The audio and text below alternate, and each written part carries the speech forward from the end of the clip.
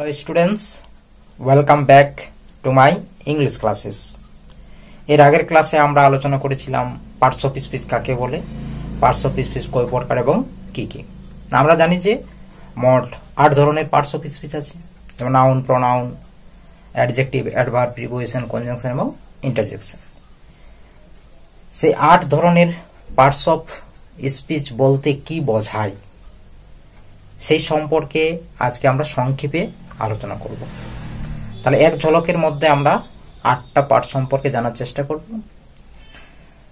তাহলে প্রথমে যেটা আমরা আলোচনা করতে চলেছি আজকে সেটা হচ্ছে নাউন। তাহলে হোয়াট ইজ নাউন?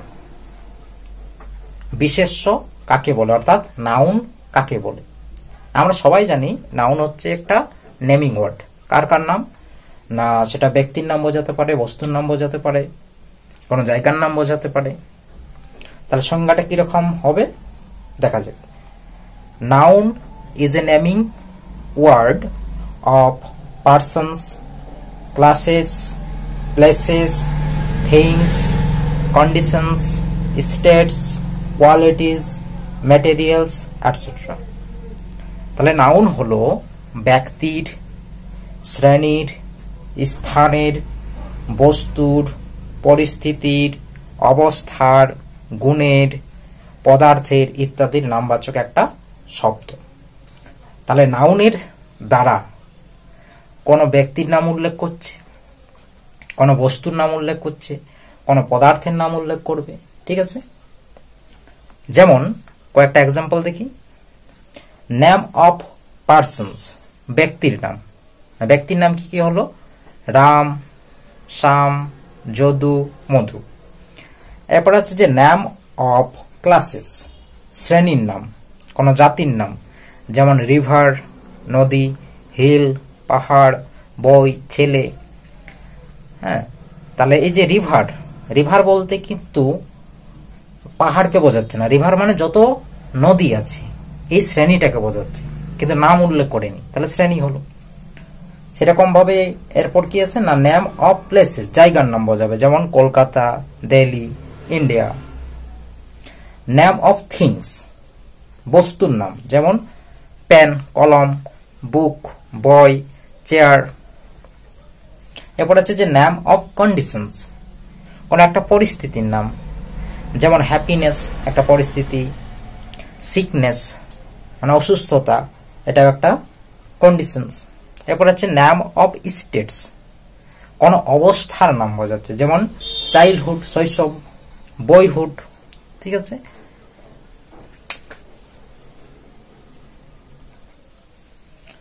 এরপরে আছে নেম অফ কোয়ালিটিজ, যেমন কাইন্ডনেস, দয়া একটা গুণ বোঝাচ্ছে, ক্রুয়েলটি নিষ্ঠুরতা, এটা একটা গুণ বোঝাচ্ছে। তারপরে আছে নেম অফ ম্যাটেরিয়ালস, মানে পদার্থের নাম, যেমন উড কাঠ একটা পদার্থ, সয়েল মাটি এটা একটা পদার্থ, ওয়াটার এটা একটা পদার্থ। তাহলে এই সমস্ত কিছু হচ্ছে এক একটা নাউন। ঠিক আছে, নাউন সম্পর্কে আরো ডিটেলসে আমরা আলোচনা করব পরের ক্লাসে। আলাদা একটা নাউনেরই ক্লাস হবে। এরপরে আমরা আলোচনা করব প্রোনাউন সম্পর্কে। হোয়াট ইজ প্রোনাউন, মানে সর্বনাম কাকে বলে? না, the words used in the place of a noun are called pronoun. তা যে সমস্ত ওয়ার্ডগুলো নাউনের পরিবর্তে নাউনের স্থানে বসে তাদেরকে প্রোনাউন বলা হয়। মানে যেখানে যেখানে নাউন বসানোর প্রয়োজন ছিল সেখানে তার পরিবর্তে যদি আমরা অন্য কোনো ওয়ার্ড বসাই আর মানের কোনো যদি চেঞ্জ না হয়, তখন সেই ওয়ার্ডগুলোকে বলা হবে প্রোনাউন। যেমন আই, আমি, হি, সে, সি, সে, দ্যাম তাদেরকে এটসেট্রা। তাহলে এইগুলি হচ্ছে প্রোনাউন। ব্যক্তির পরিবর্তে বসছে আর ব্যক্তি মানে নাউন। সেরকম আছে দিস, দোজ, ইট, এগুলো হচ্ছে এক একটা প্রোনাউন। ঠিক আছে, আরো অনেক রকম প্রোনাউন আছে, পরে আলোচনা হবে। এরপরে আমরা আলোচনা করব অ্যাডজেক্টিভ সম্পর্কে। অ্যাডজেক্টিভের বাংলা অর্থ হচ্ছে বিশেষণ। তাহলে what is adjective? The words use to modify nouns are called adjective. যে সমস্ত ওয়ার্ডগুলো নাউনকে বিশেষিত করার জন্য বসে তাদেরকে অ্যাডজেক্টিভ বলা হয়। তাহলে নাউনকে বিশেষিত করার জন্য যে ওয়ার্ডগুলো বসবে সেগুলোই হচ্ছে অ্যাডজেক্টিভ। এখন আমাদেরকে জানতে হবে যে বিশেষিত করার অর্থটা কি, মডিফাই করার অর্থটা কি। না, বিশেষিত করার অর্থ হলো নাউনের দশ, গুণ, সংখ্যা, আকার, আকৃতি, রং, পরিমাণ ইত্যাদি উল্লেখ করে সেই নাউনটাকে বিশেষভাবে উল্লেখ করা, অর্থাৎ বাকিদের থেকে সেই নাউনটাকে নির্দিষ্ট ভাবে উল্লেখ করা। অর্থাৎ অনেকগুলো নাউন আছে, সেখানে একটা নাউনের রং বা আকার আকৃতি বসিয়ে তাকে বাকিদের থেকে আলাদাভাবে রিপ্রেজেন্ট করা, আলাদাভাবে উল্লেখ করা, মানে পার্টিকুলার ভাবে উল্লেখ করা, সেটাই হচ্ছে অ্যাডজেক্টিভ। যেমন রেড রোজ, এখানে রেড ওয়ার্ডটার দ্বারা অন্যান্য গোলাপের থেকে শুধুমাত্র লাল গোলাপকে বিশেষভাবে উল্লেখ করা হলো। তাহলে যদি বলা হয় যাও একটা লাল গোলাপ নিয়ে এসো, এবং সেখানে যাওয়ার পরে দেখা যাচ্ছে যে সেখানে অনেক রকমের গোলাপ আছে, লাল আছে, সাদা আছে, পিঙ্ক আছে। তাহলে যেহেতু বলা হয়েছে লাল গোলাপ, তখন আমি যে কোনো গোলাপ আনতে পারি না, আমি আনবো কোনটা? লাল। তাহলে লাল ওয়ার্ডটার দ্বারা অনেকগুলো গোলাপের মধ্যে একটাকে বিশেষভাবে উল্লেখ করা হলো। তাহলে এখানে যে বিশেষভাবে উল্লেখ করার কাজটা কে করেছে? ওই রেড ওয়ার্ডটা। তাহলে রেডটা হবে অ্যাডজেক্টিভ। ঠিক আছে, এরপর আমরা আলোচনা করব ভার্ব সম্পর্কে। হোয়াট ইজ ভার্ব, অর্থাৎ ক্রিয়া কাকে বলে? The words use to express action, state and position are called verb.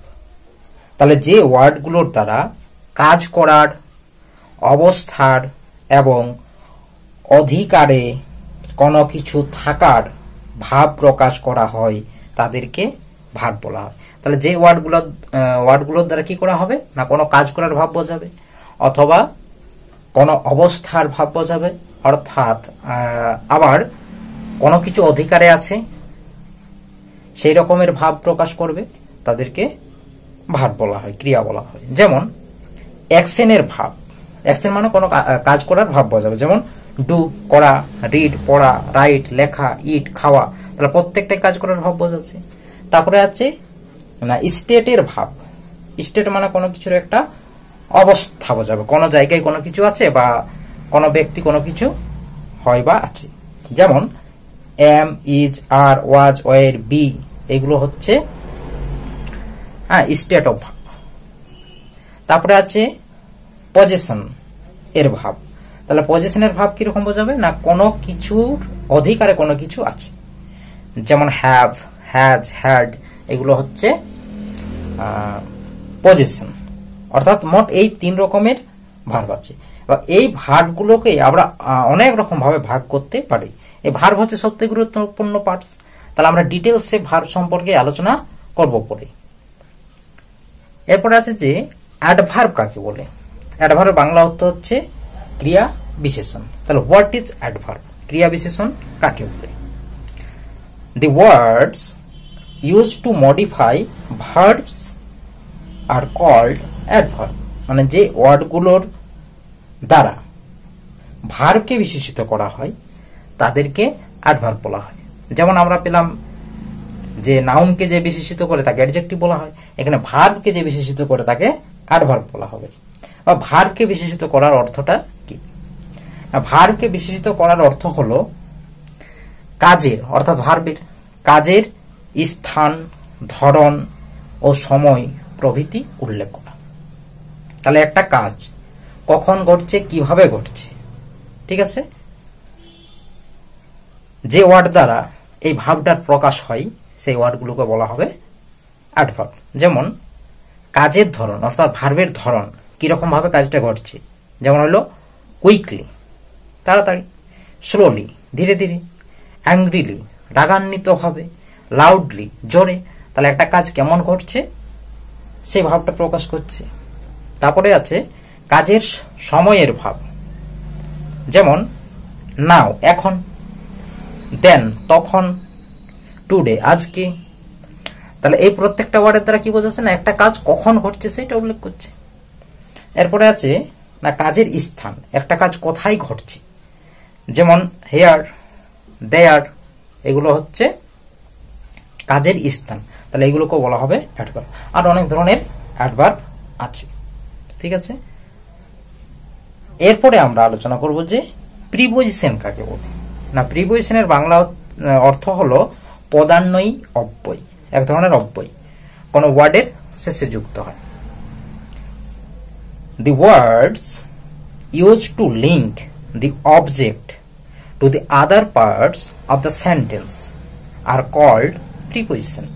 তাহলে যে সমস্ত ওয়ার্ডগুলো সেন্টেন্সের বাকি অংশগুলোর সাথে অবজেক্টকে যুক্ত করার জন্য বসে তাদেরকে প্রিপোজিশন বলে। তাহলে প্রিপোজিশন কাজটা হচ্ছে যে অবজেক্টের আগে বসবে এবং অবজেক্টটাকে ওই সেন্টেন্সেরই বাকি যে অংশগুলো আছে তার সাথে যুক্ত করবে, ঠিক আছে।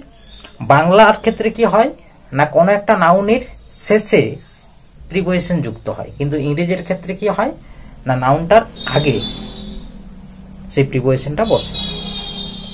যেমন ইন দ্য ফিল্ড, যার বাংলা অর্থ হচ্ছে কি মাঠে।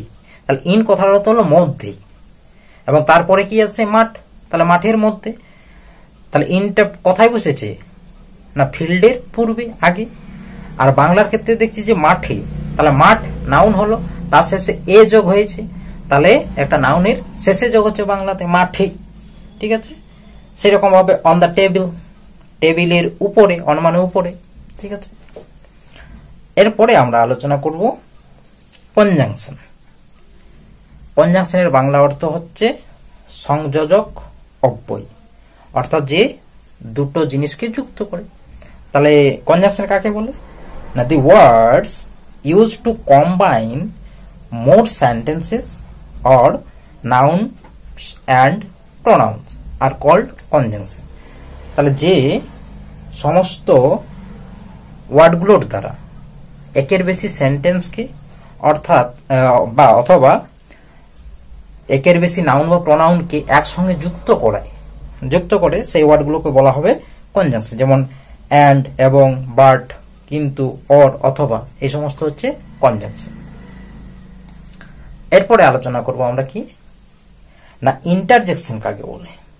What is interjection? ইন্টারজেকশনের বাংলা অর্থ কি হচ্ছে আবেগ সূচক অব্যয়, যার মাধ্যমে আবেগ বোঝানো হয়, আবেগটাকে সূচিত করা হয়। The words use to express the feelings of heart are called interjection.